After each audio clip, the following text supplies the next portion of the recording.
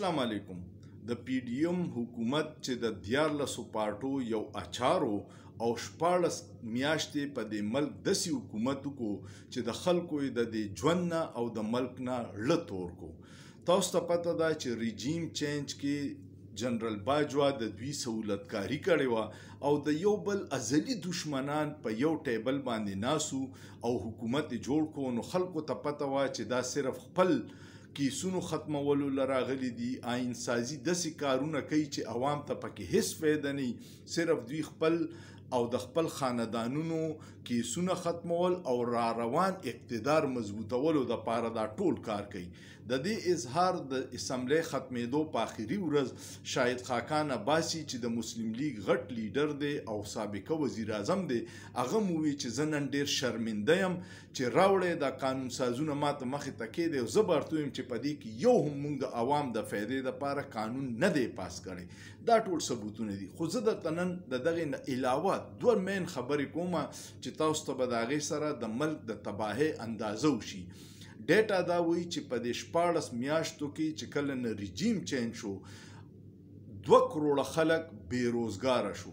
2 کروڑه خلک چې بېروزګاره شي، په کور کینی، د آمدن څه ذریعې نه، بیلونه نشي ورکولی، کرایه نشي ورکولی، د بچو فیسونه نشي ورکولی، نو یا به ډاکې اچوي یا به غلاګانې کوي او یا به خودکشي کوي. دویمه ډیره د تشویش خبره دا ده چې په اول ځل نادره دا ووی چې 40,000 خلک روزانه پاسپورت جوړولو راځي. دا پاسپورت هغه څه له جوړوي؟ صرف د دې دپاره چې په څه طریقه د دې ملک نه وتښتي.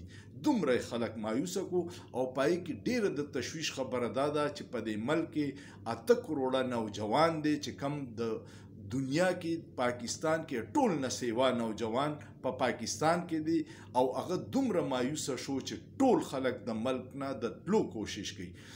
دا دې ته برین ډرین وایي، لکه ستانه قابلان دماغ روان دي نورو معاشرو ته، نو څوک به پاتې شي؟ دلته به نااهله بې تعلیمه خلک پاتې شي. نو په بې تعلیمه او په نااهلو چې ملک چلی، نو په 75 کال کې خو مونږ مخکې لا نړو، نور به په تباهۍ روان شو.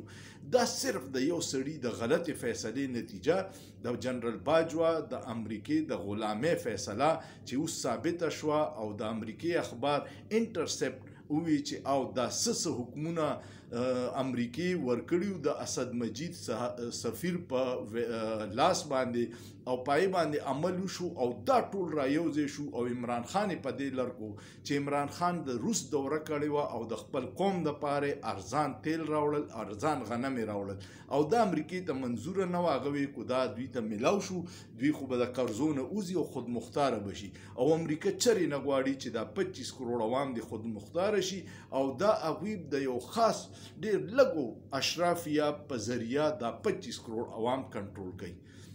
بدقسمتي ده چې 75 سال بعد زموږ سره یو ډېر ښکلی شاندار ملک دی چې د وسایلو ډک دی، د معدنیاتو ډک دی، خو دا نااهله اشرافیه د وجې عوام ډېر په مشکل کې دي او 75 سال بعد هغوی ته دا احساس وشو چې ملک خو آزاد شو، آیا عوام هم آزاد دي؟